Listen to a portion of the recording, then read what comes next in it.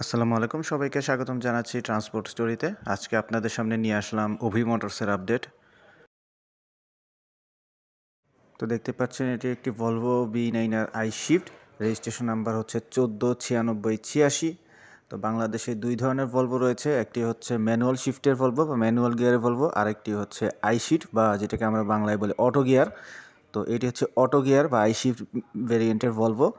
তো এই প্রথম বাংলাদেশে এই I shift Volvo engine change করা হয়েছে এবং এতে উইচা ইঞ্জিন বসানো হয়েছে। এর আগে যে বাসগুলোতে উইচা ইঞ্জিন বসানো হয়েছিল সেগুলো ছিল ম্যানুয়াল ভেরিয়েন্টের, ম্যানুয়াল গিয়ার শিফটারের।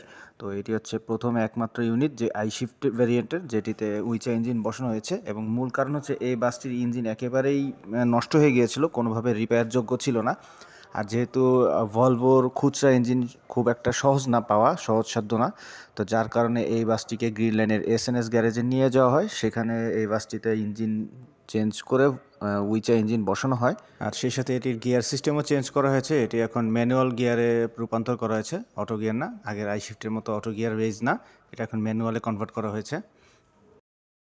তো ইঞ্জিন এবং গিয়ারবক্স পরিবর্তন করে এটি অভি মোটরসে নিয়ে আসা হয়। এখানেই মূলত বডির কাজ করা হয়েছে, ভিতরের ইন্টেরিয়র সম্পূর্ণরূপে চেঞ্জ করা হয়েছে, ভিতরে নতুন করে বলতে গেলে রিবডি করা হয়েছে, যেহেতু আগের কোনো কিছু আর রাখা হয়নি। আর এটা পেইন্টও চেঞ্জ করে দেওয়া হয়েছে, বরাবর মতো এটা তো ডলফিন পেইন্ট অ্যাপ্লাই করা হয়েছে। আর আপনি দেখতে পাচ্ছেন এই বাসটি অলরেডি বের হয়ে গিয়েছে, যখন এটা ভিডিও করা হয়েছিল তখন বাসটি গ্যারেজে ছিল, কাজ করতেছিল, টুকটাক আর বাকি ছিল।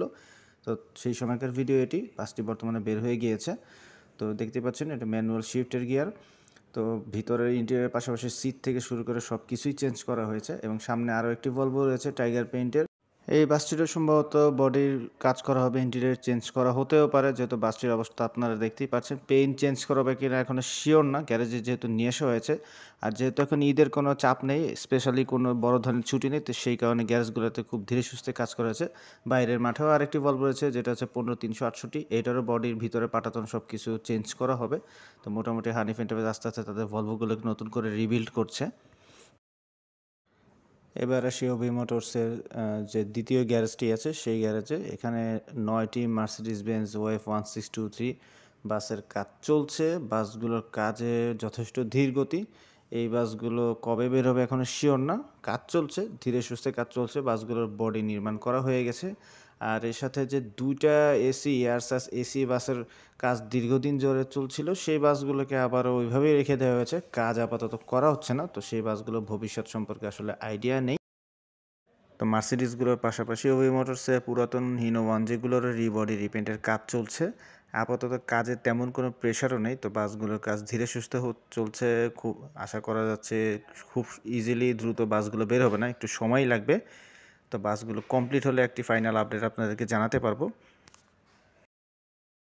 তো আজকের ভিডিওটি ভালো লেগে থাকলে অবশ্যই আমার চ্যানেলটি সাবস্ক্রাইব করবেন, জয়েন করবেন আমাদের ফেসবুক গ্রুপ আরপিএম জোনে। দেখা হবে পরবর্তীতে নতুন কোনো ভিডিও অথবা আপডেট নিয়ে। ততদিন পর্যন্ত সকলে সুস্থ থাকবেন, ভালো থাকবেন। ধন্যবাদ সবাইকে।